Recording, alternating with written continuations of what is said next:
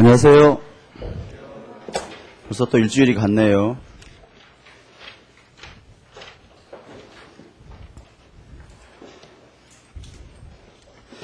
오늘은 지난 시간에 한계 효용 이론까지 봤죠?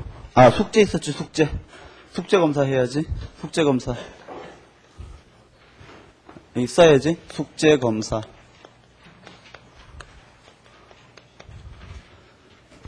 자, 어떻게 됩니까? 여기에 P, 여기에 Q. 내 기억이 맞다면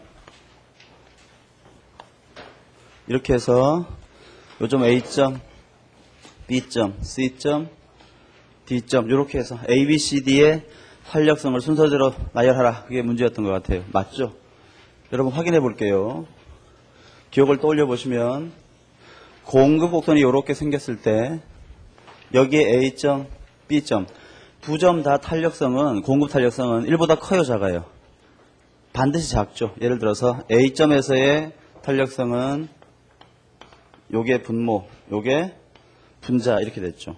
그 다음에 B점에서의 탄력성은 어떻게 돼요? 이렇게 해서 요게 분모, 이렇게 해서 이게 분자 이렇게 된단 말이야.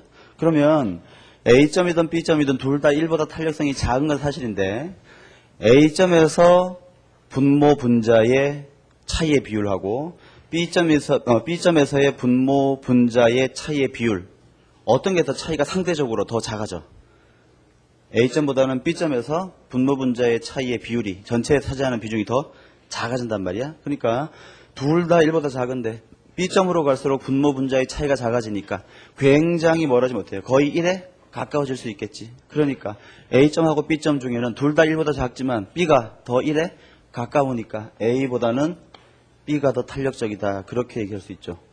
그 다음에 이렇게 되는 경우에 이렇게 연장하고 이렇게 연장하면 여기에 C점이 있고 여기에 D점이 있을 때 C점에서의 탄력성은 이렇게 해서 분모, 이렇게 해서 분자. 그렇고요.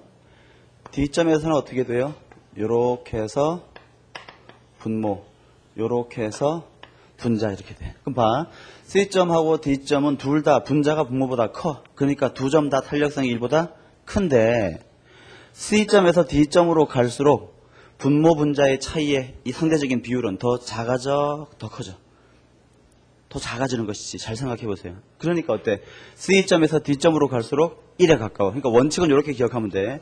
이렇게 생긴 공급곡선이나 이렇게 생긴 공급곡선이나 둘 다 이쪽으로, 즉 원점에서 더 멀어질수록 1에 근접해요. 1에 근접. 이렇게 쓰면 안 되겠네. 탄력성이 1에 근접하고 여기도 탄력성이 D점으로 갈수록 1에 근접한단 말이야. 근데 이쪽은 아까 둘 다 1보다 작았으니까 1에 근접하면 더 커지는 것이고 이쪽은 둘 다 1보다 큰데 D점으로 갈수록 1에 근접하니까 D점으로 갈수록 탄력성은 더 커져 작아져. 작아지는 거지. 그러니까 이 경우에는 이렇게 되는 거예요. 그 다음에 A하고 B는 어차피 다 1보다 작죠.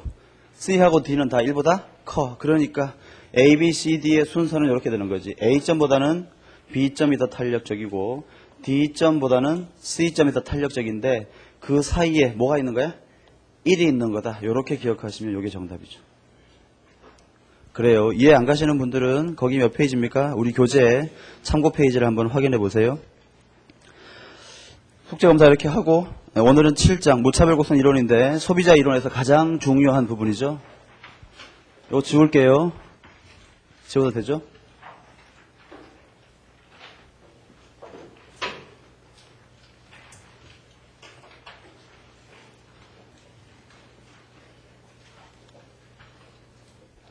문제 좀 풀어보고 계십니까? 예습 꼭 하시고요. 문제 계속 풀어보세요. 자, 무차별곡선 이론 볼게요. 뭐 책에 나오는 얘기는 아닌데 저는 개인적으로 어떤 생각을 하고 있냐 하면 우리가 소비라는 행위를 하기 위해서 일정한 조건이 필요하지 않나 그런 생각을 합니다. 소비 행위를 위해서는 소비 행위의 객관적 조건과 소비 행위를 위한 주관적 조건이 필요하다. 이렇게 생각하고 있는데 먼저 여러분 소비하기 위해서 객관적으로 뭐가 결정돼야 돼? 먼저 소비하려면 내가 돈이 있어야 되겠지. 즉 나의 소득이 결정돼야 돼요. 그런데 물론 나의 소득은 내가 열심히 일하면 더 벌 수 있겠지만 나라는 사람의 가치는 내가 평가하는 게 아니라 시장에서 객관적으로 평가해 주니까 나의 소득은 내가 소비를 하기 위한 객관적 조건에 해당돼. 그 다음에 돈 있으면 다 물건 구입할 수 있나? 물건 값이 결정돼야 되겠지. X제의 가격과 Y제의 가격, 요게 결정돼야 돼요. 당연히 X제와 Y제의 가격은 내가 결정하는 게 아니라 시장에서 수많은 소비자와 생산자가 거래함으로써 나의 의사와는 무관하게 객관적으로 결정되는 거지. 그치? 요게 소비 행위를 위한 객관적 조건이라고 저는 보고 있죠. 여러분, 가격 결정되고 돈 있으면 다 물건 사? 아니지. 예, 내가 그 물건을 원해야만 살 거 아니야. 그치? 돈이 있더라도 어때? 내가 그 물건을 원해야 돼요. 즉, 그 물건에 대한 기호 또는 선호가 결정돼야지 내가 그 물건을 소비할 거야. 따라서 소비라는 행위는 소비 행위의 주관적 조건과 객관적 조건이 합쳐졌을 때 발생하겠지. 그런데 무차별 곡선 이론에서는 여기 있는 소비 행위를 위한 객관적 조건을 대변하는 곡선으로 어떤 곡선이 등장하냐 하면 예산선이라는 곡선이 등장해요. 즉 기억하세요. 예산선은 소비 행위를 위한 객관적 조건을 대변하는 곡선인데 소득이나 물건의 가격 등등이 여기에서 나타나요. 그 다음 물건을 내가 얼마나 좋아하느냐, 그 물건을 내가 얼마나 좋아하는지, 또 다른 물건에 비해서 얼마만큼 좋아하는지 그걸 나타내는 곡선이 무차별 곡선 있죠. 그래서 소비 행위의 객관적 조건과 주관적 조건을 나타내는 이 두 곡선이 합쳐지면 어떻게 되는 겁니까? 소비 행위가 발생하는 거야. 그렇지? 그래서 여기 있는 이 소비 행위의 최적 조건을 제가 오늘 설명드릴 거예요. 그러니까 내가 앞으로 어떻게 설명하겠어? 처음에 예산선이 뭔지 설명하겠지. 그 다음에는 무차별 곡선이 뭔지 설명할 거야. 그리고 이 두 선을 어때? 합쳐가지고 소비 행위를 위한 최적의 조건을 도출할 거예요.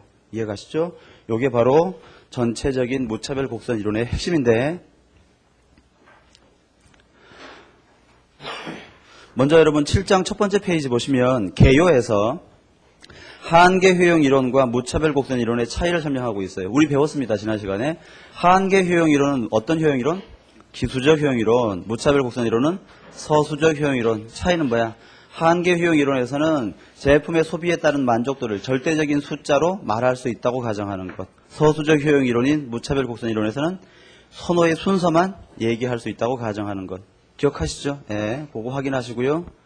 교재에서는 무차별 곡선부터 먼저 설명하고 있는데 저는 편의상 예산선을 한번 먼저 설명해 보려고 해요. 페이지를 어디를 펴시냐 하면 그렇죠. 160페이지 예산 제약, 예산선의 개념 거기부터 좀 볼게요. 160페이지 예산선. 자 봅시다. 예산선이라고 하는 것은 뭐냐? 어떤 소비자가 주어진 소득 M을 가지고 있어. 이건 그 소비자의 소득이야. 이 사람은 이 M이라는 소득을 가지고 X라는 제품과 Y라는 제품을 소비해요. 이때 X제 하나의 가격을 PX라고 한다면 PX 곱하기 X는 뭡니까? 그 소비자가 X제 소비를 위해서 지출한 지출액이지. Y제 하나의 가격을 PY라고 한다면 PY 곱하기 Y는 뭐를 위해? Y제 소비를 위해서 지출한 지출액이야. 만약에 이 소비자가 M이라는 소득으로 X제와 Y제만을 소비한다면 X제와 Y제의 지출액의 합은 반드시 그 소비자의 소득과 같아야 되겠지. 만약에 왼쪽이 더 크면 그 소비자는 어떤 사람이야? 주어진 소득 중에서 일부를 소비하지 않고 남겨, 즉 저축을 하고 있는 거죠. 오른쪽이 더 큰 사람은 주어진 소득보다 소비가 더 크려고 하니까 돈을 차입해가지고 소비를 소득보다 더 많이 하는 그런 사람이야.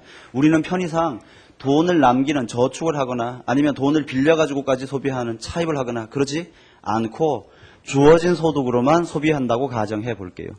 이와 같이 주어진 소득으로만 일정한 재화를 소비할 때 이 소비자는 이 전체 재화의 소비 지출액이 소득 M을 초과할 수가 없어요. 이걸 우리가 뭐라고 부르냐면 그 소비자의 예산 제약식이다. 그렇게 불러요. 여기 있는 이 예산 제약식을 그림으로 그리면 그게 바로 예산선이 되는데 그림으로 한번 그려볼게요. X제, Y제. 자, 먼저 주어진 소득으로 Y제는 하나도 소비하지 않아. 그러면 Y를 제로로 놔봐. 그러면 이게 제로가 되겠지.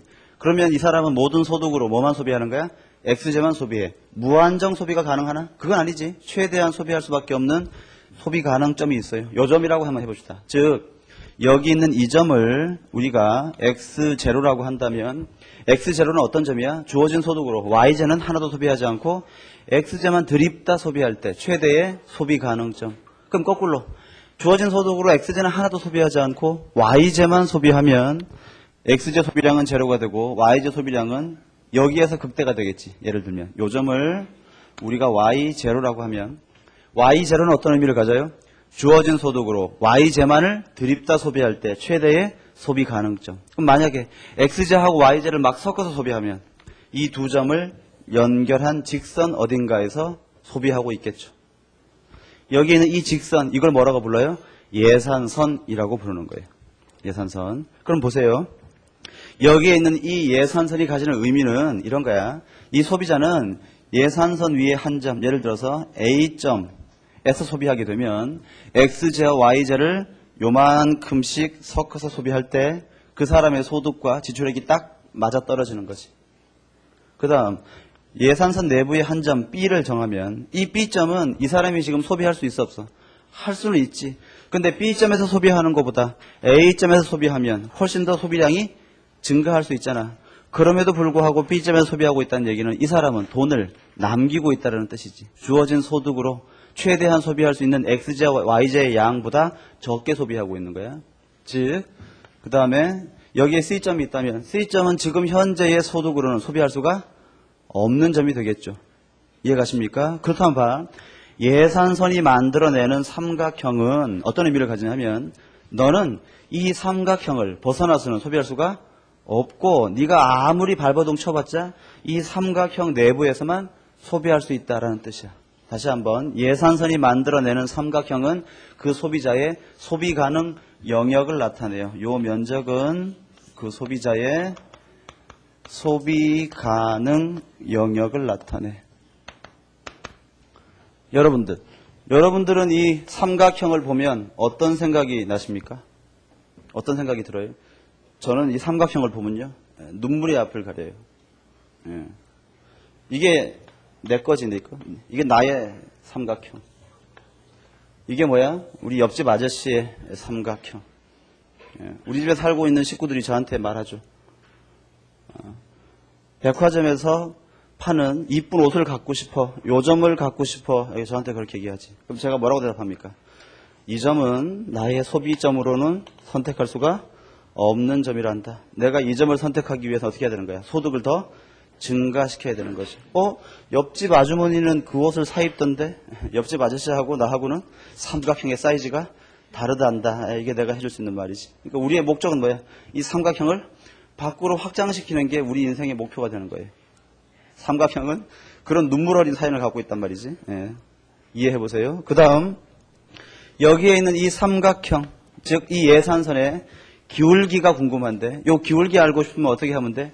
여기 있는 이 예산 제약식을 뭐에 대해서?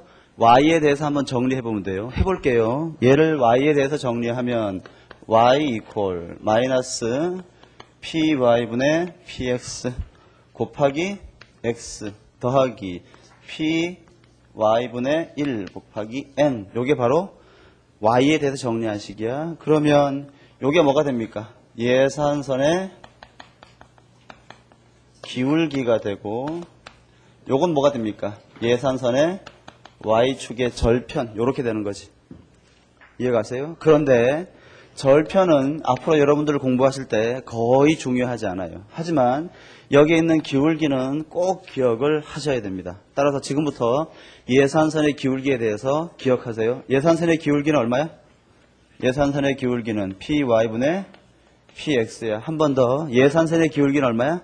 PY분의 PX. 이것이 가지는 의미는 뭡니까? 두 재화의 상대 가격의 크기다. 이렇게 얘기할 수 있겠죠. 됐어요. 그 다음 여러분 만약에 지우고 이 소비자에게 소득과 YJ의 가격은 고정된 상태에서 XJ의 가격이 상승하거나 XJ의 가격이 하락하면 어떤 일이 벌어지는지 볼게. 여기 봐. 소득은 가만히 있어요. YJ의 가격도 변하지 않았어. 근데 XJ의 가격이 상승했다고 해볼게. 여기 있는 X0점이 뭘 의미한다고? 주어진 소득으로 최대한 소비가 가능한 XJ의 총량이야. 그치? 근데 XJ의 가격이 상승하면 주어진 소득으로 XJ만 드립다 소비할 때 이 X0의 크기가 증가할까 감소할까? 가격이 상승했다면 당연히 더 감소해야 되겠지. 그치? 하지만 이 점 Y0점은 XJ를 소비해야 하네. 안 하니까 Y0점은 변할 리가 없어요. 그 다음 이 예산선의 기울기는 얼마야? PY분의 PX. XJ의 가격은 상승하고 YJ의 가격은 그대로 있다면 이 전체 기울기는 커져 작아져? 더 커지는 것이지. 따라서 요런 경우에는요. 원래 요렇게 있던 예산선이 요렇게 변할 것이야. 이해가십니까? 이게 바로 PX의 상승 때문에 발생하는 예산선의 변동이야. 잘 따져보세요. 그 다음 이런 경우에는 어떻게 돼요?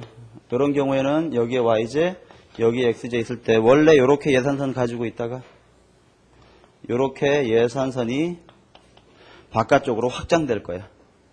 이해가십니까? XJ 가격이 상승하거나 하락하면 주어진 소득으로 최대한 소비 가능한 XJ 총량이 변할 것이에요.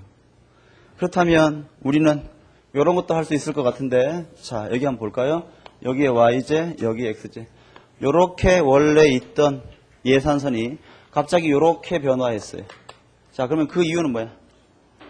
그 이유는 YJ의 가격이 최대 소비 가능한 YJ 양이 수축했으니까 증가 감소? 증가했기 때문일 거야. 만약에 예산선이 이렇게 이동했다면 그건 YJ 가격이 하락했기 때문이다 라고 말할 수 있어요. 그러면 여기에 YJ, 여기에 XJ. 여러분 여기서 XJ하고 YJ의 가격은 그대로 있는데 소득이 증가했어. 그럼 봐. 일단 이 예산선의 기울기는 변해 안 변해? 안 변해요. 그죠? 그 다음 주어진 소득을 이 사람은 XJ를 더 먹을 수도 있고 YJ를 더 먹을 수도 있으니까 이 점과 이 점은 모두 바깥쪽으로 확장되는 형태를 가지겠지. 따라서 원래 이런 형태의 예산선 가지고 있다가 이 예산선이 이렇게 움직였다면 그 이유는 뭡니까? 그 사람의 소득이 증가했기 때문이야. 만약에 예산선이 이렇게 안으로 수축했다면 그 이유는 뭐야? 소득이 감소했기 때문이다. 그렇게 얘기할 수 있어요. 그렇다면 예제를 하나 풀어볼까요? 여기에 YJ, 여기에 XJ. 원래 이런 흰색의 예산선 가지고 있다가 더 기울기가 완만한 노란색의 예산선으로 바뀌었습니다. 흰색에서 노란색으로 예산선이 바뀌었어. 자, 어떤 경우에 이와 같은 변동이 생길 수 있을까? 첫째, 자, 내 말 맞는지 봐봐. 여기에 있는 흰색의 예산선이 일정한 기울기로 바깥쪽으로 이렇게 확장돼. 이 점이 여기에 올 때까지 이렇게. 그 다음에 기울기가 이렇게 낮아지면 어때? 노란색이 되겠죠. 자, 해봐. 얘가 이렇게 움직이려면 뭐가? 소득이 증가해야 되죠. 그 다음에 요게 이렇게 되기 위해서는 YJ 가격이 상승하면 되겠지. 예, 요런 일이 생기면 예산선이 이렇게 바뀔 수가 있어요. 두 번째, 이건 어때? 여기 있는 흰색 예산선이 안쪽으로 수평이동해. 이렇게. 이 점이 여기에 올 때까지 이렇게 수평이동. 그 다음에 기울기가 더 완만해지면 요런 노란색 되겠죠. 자, 해볼게. 흰색이 이렇게 만나려면 자, 소득이 어때 돼? 감소해야 되죠. 더하기 이 점이 이 점으로 가야 되지. 이렇게 해서 이렇게 되기 위해서는 자, PX가 증가 감소. 감소해야 되겠지. 쫓아오고 계십니까? 마지막으로 세 번째. 이건 어때요?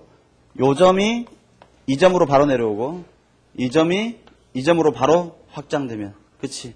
가능하겠지. 자, 이 점이 이 점으로 움직이기 위해서는 뭐가 필요해? PX가 하락해야 되고 동시에 이 점이 이 점으로 수축하기 위해서는 PY가 증가하면 돼. 즉 여기 있는 1, 2, 3번 중에 하나가 발생하면 예산선이 흰색에서 노란색으로 움직일 수 있어요. 지금 내가 얘기한 게 이해가면 예산선을 다 이해한 거야. 자, 예산선과 관련해가지고는 크게 두 가지 또는 세 가지 정도가 필요한데 예산선의 의미, 자 여기는 삼각형의 의미 뭐야? 선택 가능한 소비 영역을 의미한다. 두 번째, 예산선의 기울기는 뭐야? PY분의 PX다. 예산선의 이동, 이렇게 세 가지로 정리를 해보세요. 자, 우리 교재에 보시면 160페이지에 예산 제약 해가지고 예산선의 개념 해서 거기 여러분 박스에 보면 식이 하나 나와 있는데 그 식이 뭡니까? 예산 제약 식이 되는 거야, 그지? 그 다음 밑에 그림 보시면 예산선이 그려져 있는데 거기에 회색으로 표시한 영역이 뭐라고 되어 있는 겁니까? 구입 가능 영역 또는 소비자의 소비 가능 영역. 예산선의 기울기가 가장 중요하다 그랬죠? 체크하세요. 기울기 얼마야? PY분의 PX. 벌써 네 번째 말씀드려요. 예산선의 기울기는 PY분의 PX. 오른쪽 페이지의 그림으로 바로 갈까요? 자, 오른쪽 페이지 첫 번째 박스. 소득 증가, XJ 가격 변화, YJ 가격 변화. 어떻습니까? 칠판에 제가 설명드린 걸로 확인할 수 있죠? 가능해요. 추가적인 설명은 필요 없을 것 같고요. 밑에 보시면 예외적인 예산선이라고 되어 있는데 이건 여러분들이 한번 확인해 보시면 되는데 밑에 그림 A를 보시면 지금 현재 예산선의 기울기가 얼마로 되어 있습니까? 예산선의 기울기. 가로분의 세로니까 50분의 40. 그렇지. 그게 바로 지금 현재 예산선의 기울기야. 그런데 거기에 있는 A점 이후에는 예산선이 수직으로 딱 잘라졌지. 그 이유는 뭡니까? XJ가 지금 시장에 30개밖에 없는 거야. 그러니까 XJ 30개 이후에는 우리가 선택할 수 없다라는 뜻이죠. 그 다음 그림 B를 보시면 이번에는 B점에서 예산선의 기울기가 더 완만해졌죠. 가팔라진 거야? 완만해진 거야? 완만해졌어. 여기 그림 보세요. 다시 예산선의 기울기가 뭐라고? PY분의 PX. 그런데 그림 B에서 B점 이후에 이 기울기가 감소했으니까 B점 이후에는 어떻게 된 거야? XJ 가격이 하락했거나 YJ 가격이 상승했다. 지금 밑에 보시면 설명이 어떻게 되겠습니까? XJ가 40개 이상이 되면 초과 소비량에 대해서는 가격을 XJ 가격을 할인해 주니까 예산선이 그런 식으로 바뀌더란 말이야. 요걸 직접적으로 응용하는 문제는 뭐 잘 나오진 않지만 여러분들이 요 그림을 보고 이해는 할 수 있어야 돼요. 이해가십니까? 그래요. 그 다음에 C, 현금 보조를 지급할 때, 죄송합니다. 현물 보조를 지급할 때 예산선은 그렇게 바뀌는데 요건 이따가 오늘 다음 시간 중에 설명드릴 테니까 그때 들어보세요. 됐죠? 오케이. 여기까지가 예산선에 관한 설명이었어요. 이제 교재를 다시 앞으로 조금 움직여보세요. 7장의 첫 번째 페이지, 무차별 곡선 이론. 요거 좀 지울게요.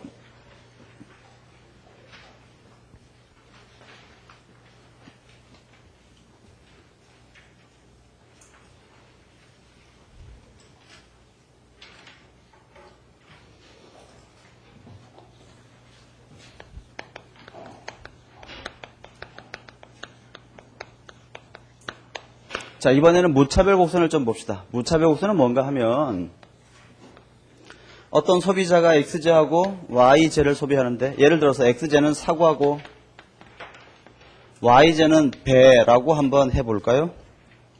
이때 이 소비자가 사과 2개, 배 10개를 소비했어. 그렇다면 소비점은 2점이지. 그랬더니 이 사람이 얼마만큼 기분이 좋아졌냐 하면 효용, U가 20만큼 좋아졌어요. 근데 이 사람은 사과 10개, 배 2개를 먹었더니 그때도 효용이 20이었어. 그럴 수 있지. 재화의 소비점을 바꿔도 효용이 같을 수가 있어요. 또 이렇게 해가지고 사과 3개, 배 8개를 먹었더니 그때도 효용이 20이야. 또 사과 5개, 배 4개를 먹었더니 그때도 효용이 20이더라.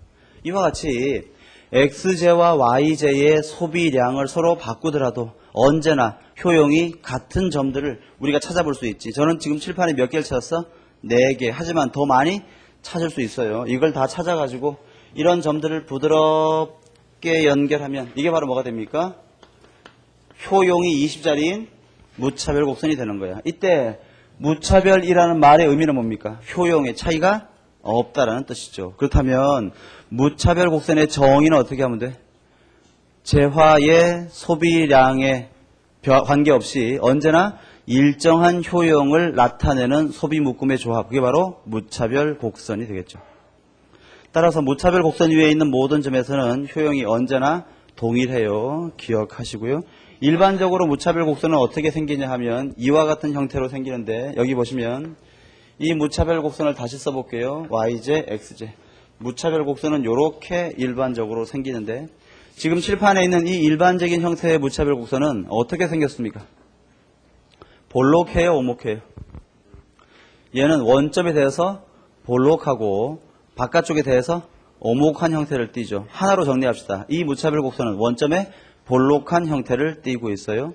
이게 일반적인 형태의 무차별 곡선이야. 요게 일반적인 형태의 무차별 곡선. 일반적인 무차별 곡선. 근데 여러분, 일반적인 형태의 무차별 곡선이 이렇게 생겼으니까 일반적이지 않은 무차별 곡선은 이것 말고 다르게 생길 수도 있다는 얘기겠지. 예. 이렇게 생긴 것 말고도요. 여러분 뭐 다 알지만 이렇게 생긴 것도 있고, 이렇게 생긴 것도 있고, 뭐 이렇게 생기는 것도 있고, 또 이렇게 생기는 것도 있고, 이렇게 생기는 것도 있고, 이렇게 생기는 것도 있고, 이렇게 생기는 것도 있고, 굉장히 다양한데 요건 조금 이따가 우리가 따로 정리할 거니까 지금 얘는 무시하시고, 무차별 곡선의 일반적인 형태는 원점에 볼록하게 생겼습니다. 이때 우리 교재 156페이지 상단에 보시면 무차별 곡선의 성질이 있는데, 성질. 예. 자, 첫째, 지금 칠판에 있는 무차별 곡선은 어떻게 생겼습니까? 왼쪽 상방에서 오른쪽 하방으로 우하향하는 형태를 띠죠. 예, 무차별 곡선은 우하향의 형태를 띠죠. 두 번째, 무차별 곡선은요. 여러분 여기 한번 보실래요? 지금 요 점을 A점, 요 점을 B점, 이 점을 C점이라고 할 때 A점과 B점은 동일한 무차별 곡선 위에 있지. C점은 C점은 A점과 B점하고 비교했을 때 XJ 또는 YJ의 소비대양이 하나라도 더 많은 점이지.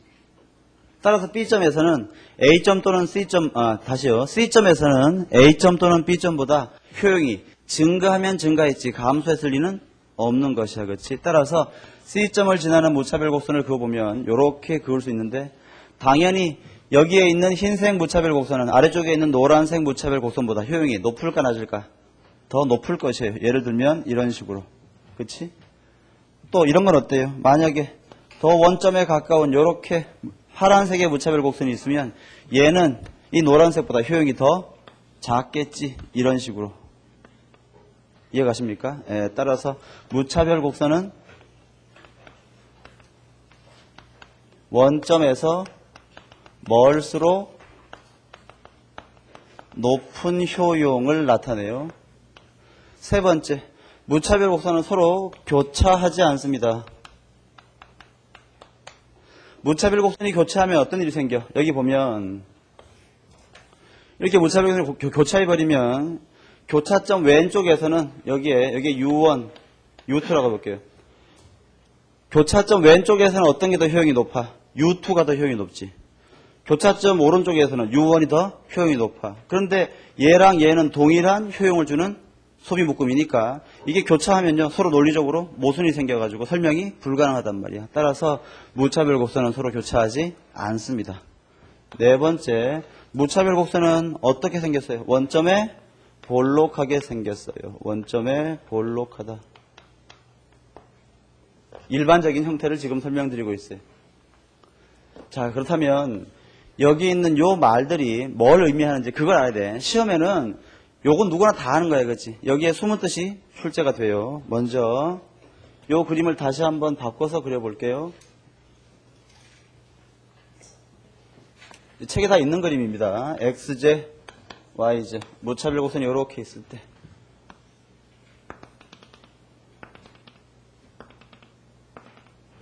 하나, 둘, 셋, 넷. 여기가 사과, 여기가 배. 이렇게 해볼까요? 이거 A점, 이걸 B점, 이거 C점, D점, E점. 자, 봐. 최초에 어떤 소비자가 A점에서 소비하고 있었어. 그 소비자는 사과는 하나도 먹지 않고 배만 주어진 소득으로 소비하고 있었지. 이때 이 소비자가 사과를 하나 먹고 싶었어요. 그러면 A점에서 어느 점으로 이동해야 돼? B점으로 이동해야 되겠지. 즉 사과를 하나도 먹지 않다가 사과 하나를 추가로 먹기 위해서는 A점에서 B점으로 이동해야 되는데, 그러기 위해서는 YJ, 즉 배는 얼마만큼 포기해야 돼? 이만큼 포기해야 되죠. 즉 동일한 효용을 유지하기 위해서는. 그럼 봐.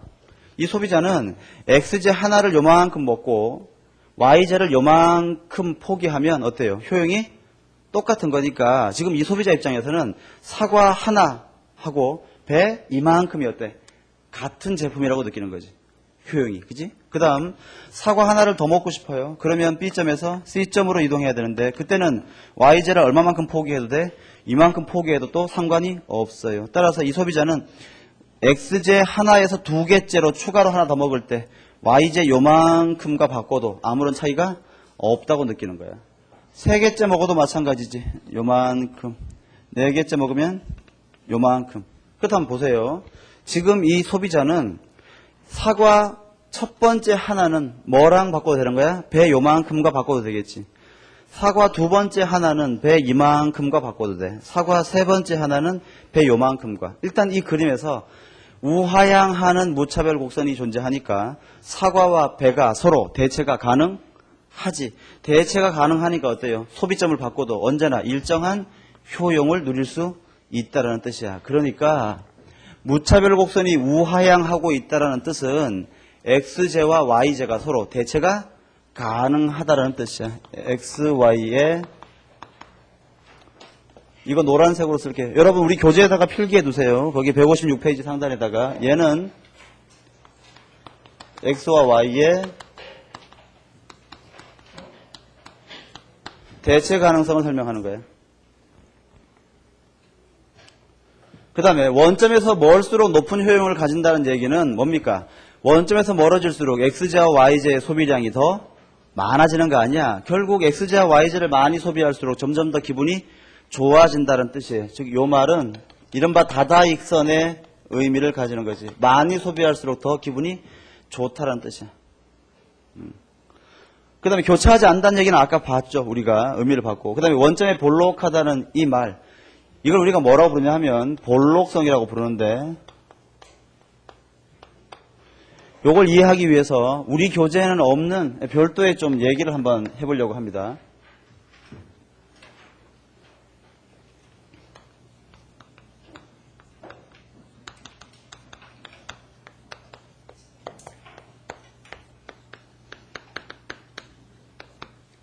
합리적 소비자의 공리. 이게 무슨 말인가 하면 여러분 잘 생각해봐. 경제학은 현실에서 소비 행위를 하는 소비자의 소비 행위를 정리해가지고 지금 우리가 소비자 이론으로 만들고 있지. 또 경제학은 현실에서 물건을 만드는 생산자, 기업의 이론들을, 기업의 행동들을 갖다가 하나의 이론으로 모아가지고 생산자 이론으로 설명해요. 경제학은 뭔가 하면 현실에 있는 저나 여러분 같은 사람들의 행동들을 모아가지고 이론으로 설명하는 게 경제학이야. 그럼 봐. 현실에는 다양한 사람들이 있지. 예를 들어서 자기의 주어진 소득과 자기의 선호 등등을 아주 면밀하게 관찰해가지고 정확하게 계산을 짠 다음에 필요한 물건만 정확하게 소비하는 아주 냉정한 사람도 있는 반면에 필요하지도 않은 물건을 흔히 얘기하는 그 욱하는 마음에 말이야. 막 질러가지고 이렇게 물건을 사는 사람도 있고 또는 꼭 필요한 물건임에도 불구하고 지나치게 절약한다라는 강박관념에 사로잡혀서 소비하지 않는 사람도 있고 다양하단 말이야. 즉 현실의 소비자는 다양한 형태가 있는데 경제학에서 다양한 형태의 소비자들을 분석하려고 하다 보니까 너무 복잡하잖아. 그래서 경제학에서는 어떤 가정을 하냐 하면 현실에 존재하는 모든 사람들, 특히 소비자의 경우에는 합리적인 사람만 모여있다라고 가정을 하고 이런 사람을 대상으로 소비 이론을 전개한단 말이야. 그러니까 경제학에서 다루는 사람들은 다 어떤 사람이야? 합리적인 사람들이야. 근데 이 합리적이라는 말이 굉장히 애매모호한 표현 아닙니까? 도대체 어떻게 해야지 합리적인 거야? 합리적이라는 행위를 정의한 것이 뭐야? 공리가 되는 거야, 공리. 즉, 얘는 다른 말로 쓰면 합리적인 소비자의 조건이 되는 겁니다. 크게 한 5가지 정도로 열거하는데, 첫째, 완전성 또는 완비성이라고 부르는 게 하나 있죠. 두 번째, 이행성이라는 게 있고요. 세 번째, 연속성. 네 번째, 단조성. 다섯 번째, 볼록성.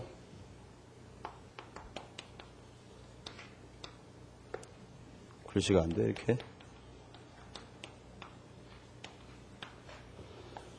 요거예요. 여러분 요걸 직접적으로 시험에서 묻는 경우는 많지는 않지만 기억해두면 굉장히 도움이 될 거야. 나중에 뒤에서 반복되니까. 먼저 완전성 또는 완비성은 네가 사과하고 배 중에 어떤 걸 더 좋아하느냐라고 물었을 때 합리적인 소비자라면, 여러분 합리적인 소비자라면 자기가 서로 다른 두 제품을 딱 보고서 나는 이게 좋아, 아닌데 난 이게 좋은데 뭐 똑같네 라고 어때 판단할 수 있겠지. 그치? 약간 좀 제정신이 아닌 사람은 어때요? 그게 뭐야? 완전성 또는 완비성은 뭔가 하면 소비자가 서로 다른 두 가지 선택 대안을 딱 봤을 때 나는 얘가 더 좋아, 아니야 난 얘가 더 좋은데 차이가 없군. 적어도 이 세 가지로는 말할 수 있어야 한다는 뜻이야. 예. 나는 판단할 수 없다. 이런 식으로 대답하지 않는다는 뜻이에요. 두 번째, 이행성은 뭔가 하면요. A를 B보다 좋아하고 B를 C보다 더 좋아했다면 반드시 이 소비자는 어떻게 해야 됩니까? A를 C보다는 더 좋아해야 된다라고 하는 것이 이행성이야. 그러니까 이행성은 뭡니까? 논리적 일관성을 얘기하는 거지. 이행성은, 여기 있는 이행성은 선호체계의 논리적인 일관성을 얘기하는 거예요. 그래야지만 합리적이라고 보는 거예요. 그 다음에 연속성은 뭔가 하면 효용에 관해서 판단할 수 있는 다양한 선택점들이 끊어지지 않고 연속적으로 판단 가능하다 그 말이야. 연속적인 판단이 가능하다는 뜻이야. 예를 들어 이런 거 있잖아. 너 사과 1개하고 배 1개 중에는 뭐가 더 좋으니? 나 이게 더 좋은데? 너 그러면 사과 10개하고 배 10개 중에는 뭐가 더 좋으니? 이게 더 좋은데? 그럼 너 사과 5개하고 배 5개 중에는 뭐가 더 좋으니? 이거 모르겠다. 이런 식으로 판단하지는 않는다 그 말이야. 연속성. 그 다음에 단조성. 얘는 뭔가 하면 많이 소비할수록 더 큰 만족을 얻는다는 뜻이야. 즉 소비량이 많아지면 많아질수록 더 기분이 좋아진다라는 뜻이에요. 그러니까 이게 바로 흔히 얘기하는 다다익선의 의미를 갖는 거예요. 마지막으로 볼록성인데, 볼록성이 가장 여기 있는 공리들 중에서는 조심해야 되는 개념이고 이해하기가 만만치가 않은 개념인데, 우리 교재에 볼록성을 설명하고 있습니다. 어딘가 하면요, 165페이지를 펴보시면 165페이지 참고에 무차별 곡선의 볼록성에 관한 설명이 되어 있어요. 그걸 좀 보세요. 설명을 해볼게요. 여러분 지금 칠판에 요와 같은 무차별 곡선이 있는데 얘는 원점에 볼록한 일반적인 형태이지, 그지? 원점에 이렇게 볼록하게 생겼잖아. 그게 뭐야? 그게 볼록성이야, 볼록성. 더 쉽게 얘기하면 이때 A점과 B점에서 이 소비자는 똑같은 효용을 지금 누리고 있겠지. 그치? A점은요, 만약에 XJ를 사과라고 하고 YJ를 배라고 할 때 XJ는 이런 소비점이야. A점은 사과 2개와 배 10개를 소비하는 소비점이야. 그때 효용이 얼마야? 20. B점은 사과 10개와 배 2개를 소비하는 점인데 이때도 역시 어때요? 효용은 20이야. 20. 그러면 요 두 점에 여러분 봐. A점과 B점은 어떤 특징이 있냐면 A점은 어떤 재화의 소비가 집중되어 있어? Y재의 소비가 집중되어 있지. B점은 X재의 소비가 굉장히 집중되어 있어요. 만약에 이 소비자가 X재와 Y재를 골고루 소비한다면 어떤 점에 소비하겠어? C점 같은 데 소비할 텐데 2개, 10개의 평균 소비점 몇 개야?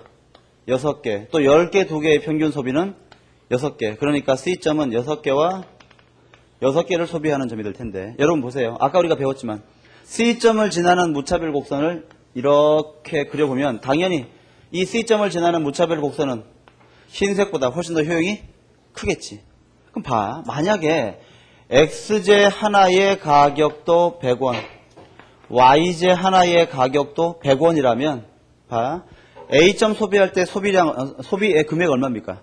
1200원. B점도 1200원. C점도 1200원이야. 그치? 그럼 봐. 이 사람은 주어진 소득으로 A점, B점, C점이 모두 소비가 가능한데 이상하게 A점보다 또 B점보다도 C점에서 소비하게 되면 훨씬 효용이 증가하더라. 그게 바로 뭐야? 이게 볼록성이야. 그럼 볼록성은 뭘 의미하는 겁니까? 소비자는 극단적인 소비 행태보다는 조화를 이룬 중용의 미덕을 알고 있는 소비점을 훨씬 더 선호한다는 뜻이야. 더 쉽게 얘기하면 밥만 10번 이렇게 맨밥만 10번 떠먹는 거 하고 김치만 10번 집어먹는 것보다는 밥을 5번, 김치를 5번 이렇게 골고루 먹는 게 훨씬 더 소비자에게 기분이 좋다라는 뜻이지. 그러니까 볼록성이라고 하는 것은 이른바 소비에 있어서의 뭘 강조하는 거야? 이건 중용의 미덕을 강조하는 의미를 가져요. 이해가시죠? 이게 바로 볼록성의 정의야. 이 5가지 공리가 나중에 굉장히 요긴하게 쓰일 것이에요. 그럼 요걸 이해하셨으면 여기 있는 이 일반적인 무차별 곡선의 특징을 다시 한번 정리해 볼게요. 일단 우하향한다라는 무차별 곡선의 특징은 부재와의 대체 가능성을 얘기한다 그랬죠. 원점에서 멀수록 높은 효용을 나타낸다고 하는 것은 어떤 성격을 얘기하는 거야? 이건 바로 단조성을 얘기하는 거예요. 그치? 그 다음에 교차하지 않는다는 얘기는 뭡니까? 이건 선호체계의 일관성, 이행성을 강조하는 입장이고, 그렇지? 원점에 볼록하다고 하는 것은 볼록성을 얘기하는 거예요. 지금 여기 칠판에 있는 무차별 곡선이 끊어졌습니까? 끊어진 점이 없습니까? 끊어진 점이 없죠. 그게 말하자면 뭐야? 연속성의 공리를 지금 그림으로 나타내고 있는 것이라고도 할 수 있어요. 이해가세요? 이게 일반적인 무차별 곡선의 특징이 되는 것이에요. 좀 더 볼게요. 아무튼 무차별 곡선은 저런 형태를 띠는데 다시 앞으로 돌아오셔서 156페이지에 보시면 한계 대체율이라는 게 있죠. 그걸 한번 설명드려 볼게요. 한계 대체율. 여기에 y제, 여기에 x제. 지금 무차별 곡선이 이렇게 지나가고 있는데 이때 이 무차별 곡선에 두 점을 뚫고 지나가는 노란색의 직선을 하나 그어봤어. A점은 여기고 B점은 여기야. 자, 만약에 이 소비자가 A점에서 B점으로 소비점을 이동시켰다면 이 소비자는 어떤 의미를 가지냐 하면 과거에는 XJ 소비량이 이만큼이다가 B점으로 이동하니까 XJ 소비량이 이만큼으로 증가했다는 뜻이지. 그 다음 과거에는 YJ 소비량이 이만큼이다가 B점으로 이동하니까 YJ 소비량이 이만큼으로 감소했다는 뜻이에요. 그럼 봐. A점에서 B점으로 이동할 때 XJ 소비량은 이만큼 증가하게 되고 YJ 소비량은 이만큼 감소하게 될 터인데, 그치? 이때 A점에서 B점으로 소비점이 이동하게 되면 이 소비자는 자신의 효용이 증가하는 것을 경험할 수도 있고 자신의 효용이 감소하는 것을 경험할 수도 있는데, 자, 답해보세요. A점에서 B점으로 이동할 때 이 소비자가 효용이 증가했다고 느꼈다면 그 이유는 어디에 있는 거야? 소비량이 증가한 X제 때문에 있겠지. 그치? 만약에 효용이 감소했다고 느꼈다면 그 이유는 소비량이 감소한 Y제 때문에 있을 것이야. 즉 이 소비자는 요만큼의 X제를 요만큼의 Y제와 같다라고 지금 느끼고 소비점을 변화시켜도 효용이 일정한 형태를 유지하고 있다는 뜻인데, 이때 효용이 증가한 크기는 어떻게 잴 수 있을까? 그건요, 여기 있는 이 X제 한 단위가 주는 효용 곱하기 X제가 몇 개나 더 많이 소비됐나로 계산하면 되겠지. 이렇게 X제 한 단위의 효용, 추가적인 효용 더하기가 아니죠. 곱하기 X제의 추가적인 소비량, 이렇게 하면 구해질 거예요. 만약에 효용이 감소했다면 그 효용 감소 크기는 어떻게 계산됩니까? 소비량이 감소한 Y제 한 단위의 추가적인 한계 효용 곱하기 Y제의 소비량이 감소한 크기, 이렇게 하면 돼. 쫓아오고 계십니까? 그런데 봐. A점과 B점은 동일한 무차별 곡선 위에 있는 점이잖아. 그러니까 A점에서 B점으로 이동하면서 효용이 증가하기도 하고 감소하기도 하겠지만 이 크기와 이 크기는 어때야 돼? 반드시 같아야 되겠지. 따라서 이런 식을 우리가 얻을 수 있죠. MUX 곱하기 델타 X 이퀄 MUY 곱하기 델타 Y라고 하는 식을 하나 얻을 수가 있어요. 또 이 식으로부터 우리가 어떤 식을 얻을 수 있냐 하면 델타 X분의 델타 Y는 MUY분의 MUX라고 하는 식을 또 추가로 하나 얻을 수가 있을 것이야. 쫓아오고 계십니까? 그래요. 문제는 뭔가 하면 여기에 있는 이 AB를 통과하고 있는 이 직선의 기울기. 요게 지금 뭐냐? 이게 이제 중요한 건데. 자, 봅시다. 여기에 있는 이 노란색 직선은 무차별 곡선 위에 있는 두 점을 연결한 직선이야. 그치? 그런데 이때 요 A점과 B점을 좁혀봐, 거리를. 좁혀봐. 더. 굉장히 좁혀서 A점과 B점이 거의 만날 정도까지 좁혀버리면 이 노란색 직선은 더 이상 두 점을 연결한 직선이 아니고 무차별 곡선의 한 점에서의 접선이 되겠지, 접선. 그때 이 기울기는 뭐가 됩니까? 무차별 곡선의 한 점에서의 접선의 기울기가 될 거야. 한번 써볼게요. 얘는 무차별 곡선의 접선의 기울기가 되지. 우리는 이 무차별 곡선의 접선의 기울기를 뭐라고 부르냐 하면 이걸 우리가 한계 대체율이라고 불러요. 영어로 marginal rate of substitution 이라고 부릅니다. 그럼 이 한계 대체율의 의미는 뭔가 하면 일단 여러분 여기 있는 이 기울기가 한계 대체율이라고 했는데 이 기울기는 어떻게 구해? 직선의 기울기는 가로 변화분의 세로 변화지. A점과 B점 사이에 가로 변화 델타 X, 세로 변화 델타 Y. 그러니까 이 기울기는 절대값 취해보면 어떻게 구할 수 있어요? 델타 X분의 델타 Y라고 구할 수 있겠지. 근데 지금 여기 보니까 델타 X분의 델타 Y는 뭐랑 같아? MUY분의 MUX랑 같다고 표시가 되어 있잖아. 따라서 얘는 어때요? 여기다가 쓸까요? 얘는 MUY분의 MUX라고 쓸 수 있어. 그럼 여러분 봐. 이게 지금 무슨 뜻인가 하면 지금 이 소비자는 A점에서 소비하다가 B점으로 소비점을 이동시켜도 효용의 차이가 있어 없어? 없어요. 그 말은 이 소비자는 YJ 요만큼을 포기하고 XJ 요만큼을 더 소비하면 효용의 차이가 없으니까 이 소비자 입장에서는 요만큼의 YJ와 요만큼의 XJ는 어때? 똑같은 재화라고 느낄 수 있는 거지. 즉 이 소비자는 YJ 이만큼에 대해서 XJ 요만큼과 바꿀 용의가 있는 거야. 그치? XJ, YJ의 교환 비율, 즉 대체 비율이 되는 거지. 그래서 우리가 이걸 뭐라고 부릅니까? 한계 대체율이라고 부르는 거예요. 이때 뭐랑 뭐를 바꾸는 거야? XJ와 YJ를 서로 대체하는 거지. 그래서 하첨자 XY를 이렇게 순서적으로 붙여주면 MRS XY가 의미하는 것은 XJ의 YJ에 대한 한계 대체의 비율을 얘기하는 것이야. 그리고 이렇게 표시합니다. 자, 한 번 더. 한계 대체율은 무차별 곡선의 접선의 기울기를 얘기하는데 그 의미는 뭔가 하면 XJ와 YJ의 대체 비율이야. 그걸 수량으로 나타내면 델타 X분의 델타 Y, 효용으로 나타내면 MUY분의 MUX라고 나타낼 수 있다라는 뜻이에요. 꼭 기억해 보세요. 됐습니다. 그렇다면 뭘 한 번 더 지워볼까요? 요걸 한 번 더 지워볼까요? 요걸 지우면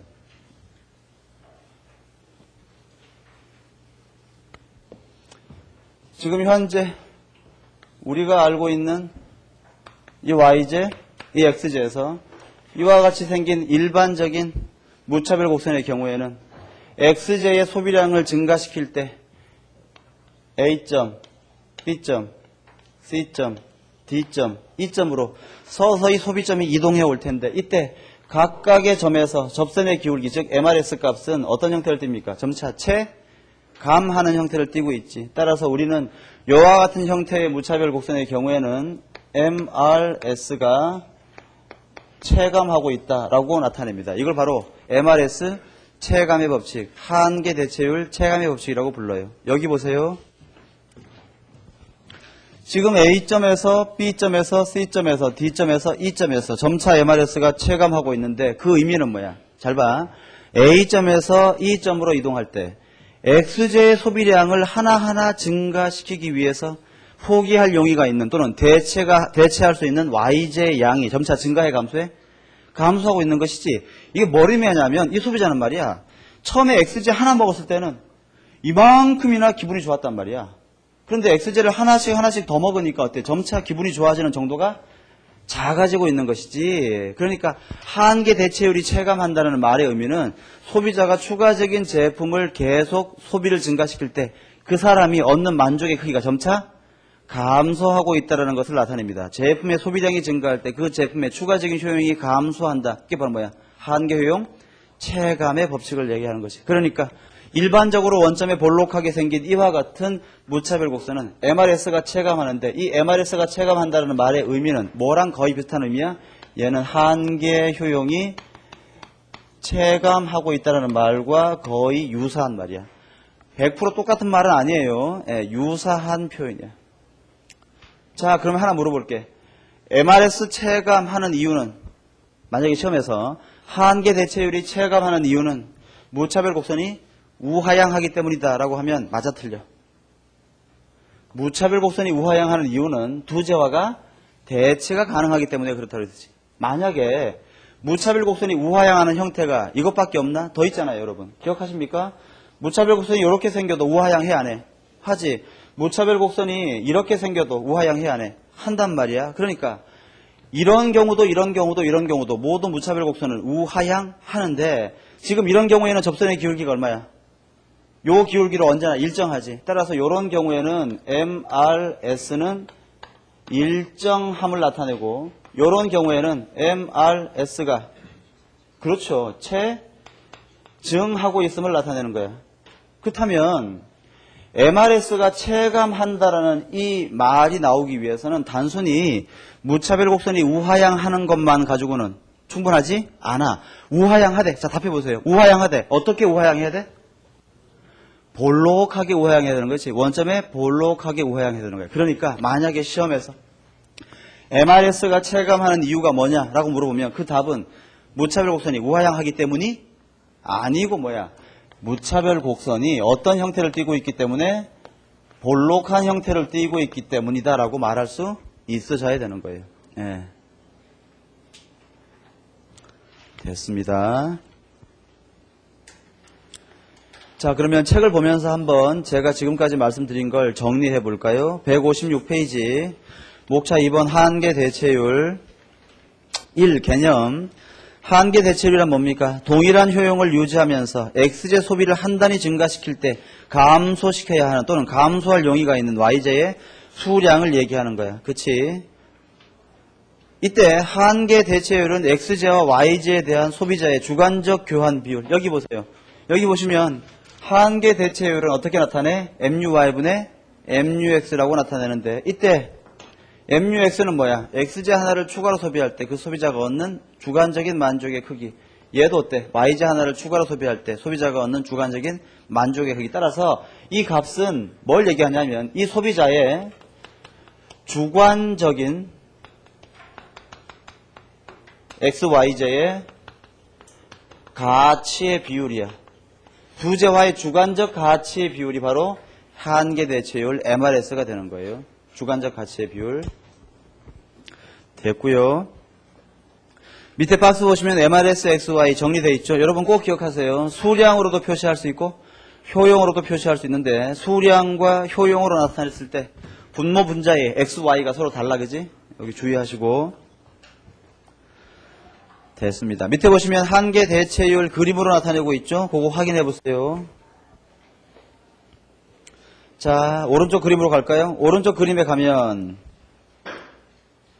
A, B, C, D, E점에서 각각 접선을 그어보니까 어때? 한계 대체율 MRS가 체감하고 있어요. 결국 그것이 어떤 뜻을 가집니까? 그 박스 바로 위에 보시면 작은 목차 3번 있지? 자, 거길 볼게. 157페이지 작은 목차 3번 보시면, 즉 X제의 소비량이 증가함에 따라 X제 한 단위에 대해서 포기할 용의가 있는 Y제의 수량이 점차 감소한다는 것을 나타내. 이게 바로 뭐야? 한계 대체율 체감이에요. 그러니까 한계 대체율 체감이란 말은 더 쉽게 얘기하면, 여러분 한계 대체율 체감하는 얘기는 X라는 제품을 계속 지속적으로 소비량을 증가시키면 그 X라는 제품이 더 소중해지는 거야? 더 가벼워지는 거야? 가치가 더 가벼워진다는 거지. 그치? 예. 그러니까 그건 뭐랑 같은 거야, 이게. 일종의 한계 효용 체감의 법칙을 대변하는 얘기이기도 한 거야. 그렇게 정리하시면 되죠. 자, 다시 한번 확인할게요. 한계 대체율 MRS는 뭐 어떻게 표시됩니까? MUY분의 MUX예요. 오른쪽 페이지 하단에 157페이지 하단에 선호와 무차별 곡선의 형태, 거기에 별표 조그맣게 하나만 치시고요. 여기 좀 봅시다.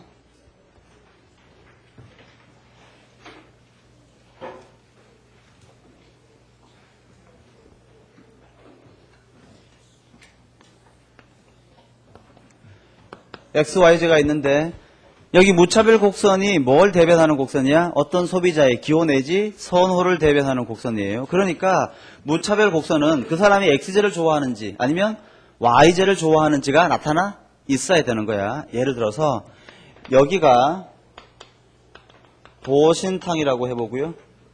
여기가 피자라고 해볼게. 피자. 예. 이때 이 보신탕과 피자 사이에서 소비를 고민하는 어떤 소비자가 첫 번째 15세 소녀인 경우하고 말이야 60세 노인인 경우를 따져보자 말이야. 자, 15세 소녀는 뭘 더 좋아하겠어? 보신탕과 피자 중에서 같은 값이면 피자를 훨씬 더 좋아하겠지, 그치? 안 그런 경우도 있어요. 안 그런 경우도. 일반적으로 어때? 보신탕보다는 피자를 더 좋아해. 이런 소비자는 말이야 무차별 곡선이 이런 형태를 띱니다. 즉 자기가 좋아하는 제품 쪽으로 굉장히 기울기가 편향되어 있어요. 만약에 이 소비자가 15세 소녀가 아니고 60세 노인이라면 보신탕을 훨씬 더 좋아하겠지. 그런 경우에는 어떻게 돼? 무차별 곡선이 이런 형태로 기울기가 바뀌어. 즉 다시 얘기하면 서로 다른 두 재화가 있을 때 XZ를 좋아하는 소비자의 경우에는 가로축으로 기울기가 굉장히 급격한 형태의 무차별 곡선이 생기고요. YZ를 좋아하는 소비자의 경우에는 Y축으로 기울기가 이렇게 완만한 그런 형태의 무차별 곡선을 가지게 돼. 그 왜 그런지는 말이야 따져보면 돼. 봐. 여러분 이 무차별 곡선의 접선의 기울기가 어떻게 계산됩니까? 얘는 MU Y분의 MUX지. 그 다음에 여기에 이 접선의 기울기 요것도 어떻게 구해요? MU Y분의 MUX. MRS 아닙니까? MRS. 그치? 자 봐. 15세 소녀의 경우에는 MUY하고 MUX 비교해봐. 이 소비자는 뭘 더 좋아해? 피자, YZ를 굉장히 좋아하죠. 그러니까 15세 소녀의 경우에는 MUY는 굉장히 크고 MUX는 굉장히 작을 거란 말이야. 그러니까 이 전체의 값이 어때? 굉장히 작겠지. 60세 노인의 경우에는 어떻습니까? 이 사람의 경우에는 MUY분의 MUX를 따져보면 보신탕을 굉장히 좋아하겠지. 그러니까 여기에 있는 분자가 굉장히 크고 분모가 굉장히 작아서 이 전체는 굉장히 커질 것이야. 이렇게. 이해가? 그러니까 우리는 그 소비자의 무차별 곡선의 형태만 딱 보고도 그 소비자가 어떤 제품을 상대적으로 더 좋아하는지 알 수가 있어야 돼요. 가능하시겠습니까? 그래요. 그게 바로 157페이지 하단에서 하고자 하는 말이에요. 됐습니다. 158페이지에 보시면 예외적인 형태의 무차별 곡선이라는 게 나오는데 걔는 조금 이따가 볼 거고요. 페이지를 좀 넘겨서 바로 어디를 가냐 하면 162페이지를 이제 가봅시다.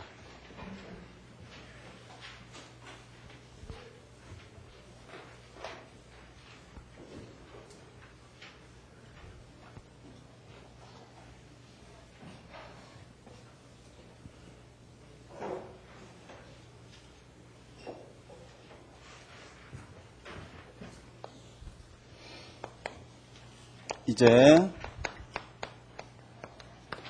소비자의 선택의 균형점들을 한번 정리해보면 이 말은 뭔가 하면 소비의 최적 조건을 한번 보자 그 얘기야. 쫓아오세요. 봅시다. XZ, YZ. 어떤 주어진 소비자가 자신의 주어진 소득 M을 가지고 XZ만 들이입다 소비하면 이만큼, YZ만 들이입다 소비하면 이만큼을 소비할 수 있다고 할 때 XZ와 YZ의 소비를 적절히 섞으면 이와 같은 선이 하나 도출되죠. 이걸 뭐라고 불러요? 예산선이라고 부른다고 했지. 그치? 이때 이 예산선의 삼각형의 의미는 뭡니까? 이 소비자는 이 삼각형을 벗어나서는 소비할 수가 없다. 삼각형 내부에서만 소비할 수 있다. 이 삼각형을 벗어날 수 없어. 이때 이 예산선의 기울기가 중요하다 그랬지. 기울기 얼마입니까? PY분의 PX. 이때 이 소비자가 XZ를 더 좋아하는지 YZ를 더 좋아하는지를 나타내는 곡선, 무차별 곡선이 수없이 많이 이렇게 지나가고 있겠지. 그치? 무차별 곡선은 가급적이면 바깥쪽일수록 훨씬 더 효용이 높으니까 이 소비자는 가급적이면 가장 멀리 있는 무차별 곡선을 선택하고 싶을 거야. 그런데 이 삼각형을 벗어날 수가 없으니까 삼각형을 벗어나지 않되 가장 멀리 있는 무차별 곡선을 만나기 위해서는 이런 식의 균형이 불가피하겠지. 그렇죠? 이 점이 뭐가 되는 겁니까? 이 소비자의 최적의 소비점, 소비의 균형점이 되는 거야. 그러면 이 점에서는 어떤 일이 발생하는지 한번 따져볼게요. 자, 이 점에서는 이 무차별 곡선의 접선이 마치 뭐랑 같게 생겼어? 예산선과 같게 생겼지. 그러니까 이 점에서 접선의 기울기는 예산선의 기울기와 같아야 될 거야. 이 점에서 무차별 곡선의 접선의 기울기, 저기 배웠죠? 뭡니까? 한계 대체율, MR, S, XY. 근데 얘는 어떻게 나타낸대? 얘는 MUY분의 MUX로 나타낸다 그랬지. 이게 바로 무차별 곡선의 접선의 기울기인데 얘가 지금 뭐랑 같아야 돼? 예산선의 기울기인 PY분의 PX랑 같아야 돼요. 그러니까 요게 바로 뭐가 되는 겁니까? 이 소비자의 최적의 소비 조건이 되는 거야. 이해가시죠? 그 다음 요렇게 소비할 때 최적인데 만약에 여러분 이게 이퀄이 아니고 이러면 어떻게 돼? MUY분의 MUX하고 PX, PY가 있는데 이게 더 커. 그러면 이 소비자는 어떻게 해야 됩니까? 잘 봐. 여러분 이거 봐봐. 지금 이게 최적이야. 그지? 이게 최적인데 이게 아니라 이렇거나 또는 MUX 나누기 MUY보다 PX 나누기 PY가 더 큰 경우도 있겠지. 자, 요런 경우 또는 요런 경우는 이 점이 아니야. 그 말은 여기는 이 점 이외의 점들이 이런 점이겠지. 자, 어떤 점일까요? 그건 바로 요렇게 했을 때 A점 또는 B점이 바로 뭐가 되는 거야? 저런 점이 되는 거지. A점 또는 B점에서는 이 이퀄이 깨졌을 거 아니야? 이해가십니까? 자, 봅시다. A점에서는 얘랑 얘 중에 어떤 게 더 커요? A점에서는 답해보세요. 자, MUY분의 MUX는 뭐야? 여기 있는 노란색 무차별 곡선의 접선의 기울기, PY분의 PX는 흰색 예산선의 기울기. 자, A점에서는 요게 커, 요게 커. 왼쪽이 커, 오른쪽이 커? 왼쪽이 더 크죠. 즉 A점에서는 MUY분의 MUX가 PY분의 PX보다 더 큰 상태야. 그 다음에 B점에서는 어떻습니까? MUX 나누기 MUY보다 PY분의 PX가 훨씬 더 큰 상태에 있지. 자, 그렇다면 여러분 여기 보세요. 지금 요건 뭐야, 요건? 이 소비자가 XJ 추가로 먹었을 때의 만족과 YJ 추가로 먹었을 때의 만족의 비율이야. 그치? 얘는 뭡니까? 그 물건을 사 먹기 위해서 XJ와 YJ 지불해야 되는 시장 가격의 비율이야. 그러니까 우리가 어떤 얘기를 할 수 있냐면 지금 여기 있는 얘는 뭔가 하면 두 재화의 소비자의 주관적인 가치의 비율이고 여기 있는 PY분의 PX는 그 물건의 시장에서의 객관적인 가치의 비율인데 요게 지금 요렇다는 얘기는 이 소비자는 XJ가 더 소중한 거야? YJ가 더 소중한 거야? 힘드나? 여러분 보세요. 이렇게 분수 형태로 부동호가 표시되어 있으면 이렇게 하면 편해. 얘를 뭐 없나? 얘를 말이야. 잠깐만. 이렇게 가려. 이렇게 가려. 그럼 뭐만 남아? MUX하고 PX만 남아. 지금 뭐가 더 크대? MUX가. PX는 뭡니까? X 하나 먹기 위해서 지불해야 되는 비용. 근데 MUX는 그거 먹었을 때 만족의 크기. 이 소비자는 어떻게 소비해야 돼? X제 소비를 느려 줄여? 느려야 되는 거지. 그럼 거꾸로 Y제 소비는 줄인다. 그렇게 기억하시면 돼요. 그러니까 지금 이런 상태에 있는 경우에는 이런 경우에는 어떻게 됩니까? X제 소비를 느리고 Y제 소비를 줄이는 것이 이 소비자에게 최적의 소비가 되는 거지. 그럼 반대로 오히려 얘가 더 큰 경우에는 어떻게 하면 돼? 이렇게 가렸을 때 MUX보다 PX가 더 크다. 즉 XJ 하나 먹었을 때의 만족보다 그거 먹기 위해서 지불해야 되는 비용이 더 크다. 따라서 이 사람은 XJ 소비를 느려 줄여? 줄여야 되겠지. XJ 소비를 줄이고 남는 돈으로 YJ의 소비를 늘리는 것이 더 합리적인 의사결정이 되는 거예요. 요게 어디에 나와 있습니까? 163페이지에 설명이 돼 있어요. 이해가시죠? 그런데 이걸 그림으로도 확인해 볼 수가 있어. 자, 여기 봅시다. 지금 A점에 머물고 있는 소비자는 어디로 이동해야지 최적이야? E점으로 이동해야지 최적이잖아. 그치? 그럼 A점에서 E점으로 이동하기 위해서는 이 소비자는 어떻게 해야 돼? Y제의 소비량은 줄이고 X제의 소비량은 늘려야 되겠지.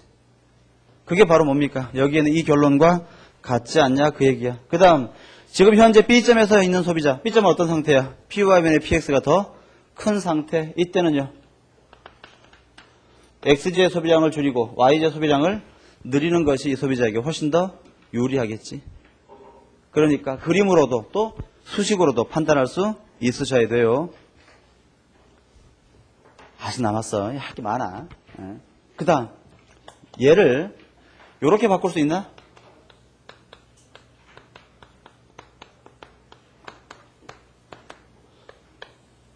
이렇게 바꿀 수 있나요? 그렇죠. 바꿀 수 있지.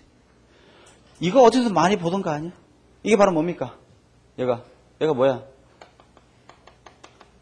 화폐 1원당 한계 효용 균등의 법칙 아닙니까? 지난 시간에 배운 기억나시죠? 이건 어떤 이론의 결론이었어? 한계 효용 이론의 결론이었지. 그러니까 결국 뭐야? 요거는 무차별 곡선 이론의 결론이고 얘는 한계 효용 이론의 결론인데 둘 다 같다는 얘기는 무차별 곡선 이론의 결론과 한계 효용 이론의 결론은 다 같다 그 얘기지. 이해가십니까? 결국 소비자는 어떻게 소비하는 게 최적인 거야?